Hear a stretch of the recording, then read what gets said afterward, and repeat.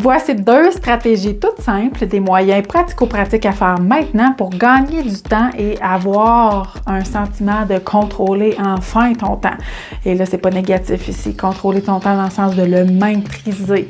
Parce que oui, tu peux effectivement avoir le sentiment de maîtriser ton emploi du temps. Non seulement tu peux, mais je t'encourage à mettre en place les actions pour y arriver.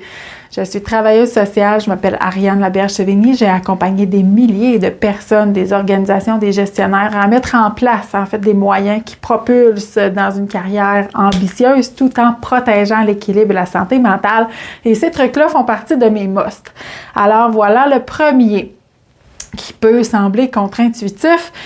À ton horaire, tu devras mettre d'abord tes non négociables. Et là, tes non négociables, c'est tout ce qui te touche, toi, dans ta vie personnelle, dans ta santé, dans ton équilibre. Donc, tu vas mettre à ton horaire des plages d'entraînement, des plages de méditation, des plages loisirs, plages de temps de couple. Ce temps-là, tu dois le mettre d'abord, avant le reste. Okay?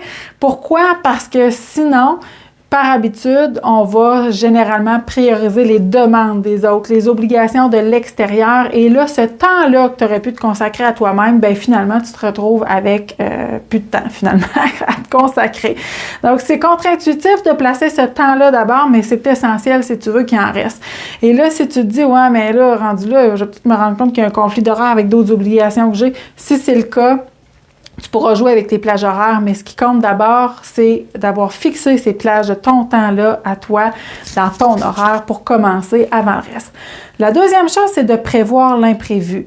Tu ne sais pas comment l'imprévu va se présenter à toi, c'est-à-dire sous quelle forme, puis qu'est-ce que ça va te demander de faire comme tâche ou d'endosser comme responsabilité. Mais tu sais une chose, c'est que l'imprévu, il y en aura toujours. C'est le principe, hein? On ne sait pas ce qui nous attend tantôt. Fait que planifie-les tout de suite, ces plages horaires-là. Garde-toi des buffers, tu sais, des moments dans ton horaire, dans ta journée, pour dire, bien, ça va être le temps accordé aux imprévus.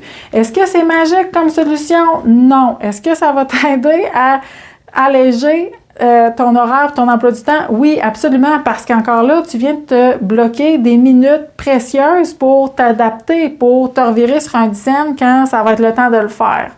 Alors, tu vois, ces 2 stratégies-là, si jamais tu les trouves un peu bizarres, là, c'est une raison de plus pour les essayer parce que probablement que c'est très loin de tes habitudes.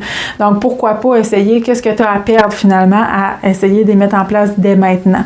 Si tu l'essaies ou ceux qui travaillent avec ces stratégies-là, dites-le moi en commentaire. Après, si tu veux continuer et faciliter la mise en place de ces stratégies-là, tu peux downloader le cahier que j'ai mis en commentaire de cette capsule vidéo-là. C'est un cahier qui va t'aider finalement à voir quelles sont les habitudes qui te rendent service dans ta vie, puis quelles sont celles qui te rendent moins service pour être capable finalement de réaménager tout ça, puis te propulser dans une carrière qui va être à la fois stimulante et équilibrée au plan de la vie personnelle. Sur ce, je te souhaite une super journée. Je t'invite à liker si tu as apprécié et je te donne rendez-vous aussi dans 2 semaines pour une prochaine capsule. Au revoir.